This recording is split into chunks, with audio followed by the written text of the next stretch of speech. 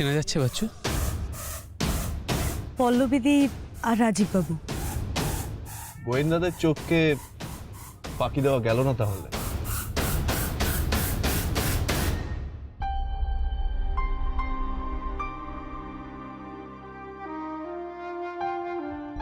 ভাই, তুমি এবং তোমরা আমাদের জন্য যা করেছো, কেউ কখনো এরকমটা করেনি আমাদের জন্য।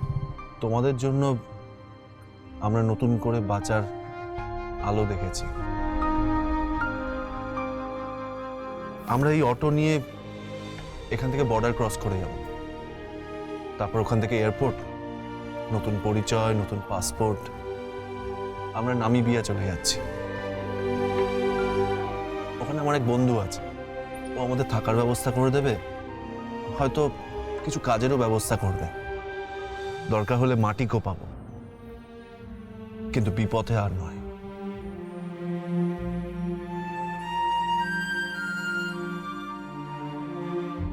আমরা একসাথে বাঁচতে চাই। একদমই তাই। ওই শহরে শুনেছি গান টান শুনতে লোকে খুব পছন্দ করে। দরকার পড়লে আমি আবার গান গাইব। যাই হোক না কেন, সবটাই হয়েছে তোমাদের জন্য।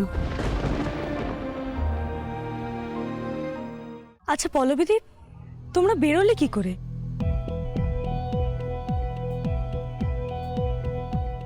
বাচ্চু, আমার জ্ঞান ফেরার পর পল্লবীদি আমাকে জানায় যে রাজীববাবু কোমা থেকে বেরিয়ে এসছেন।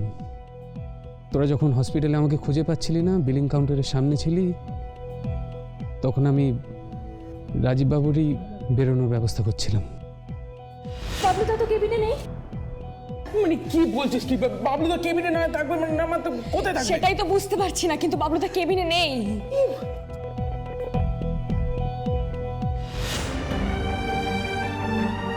সারা জীবন আমরা তোমাদের মনে রাখবো, যতদিন বাঁচব। আসলে তোমাদের জন্য আমাদের পুনর্জন্ম হয়েছে। আমি তো তোমাদের খুব একটা সাহায্য করতে পারলাম না, তবে একটা কথা তোমাদেরকে আমি বলতে চাই। তোমার বাবা অভিমন্যু সেন এখনো বেঁচে আছে।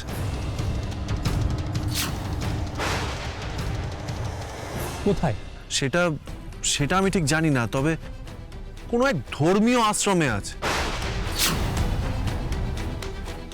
উনি কি অবস্থায় আছে সেটা আমি জানি না, কিন্তু ওই আশ্রমটি এই কলকাতাতেই, এখানেই কোথাও আছে। এখানে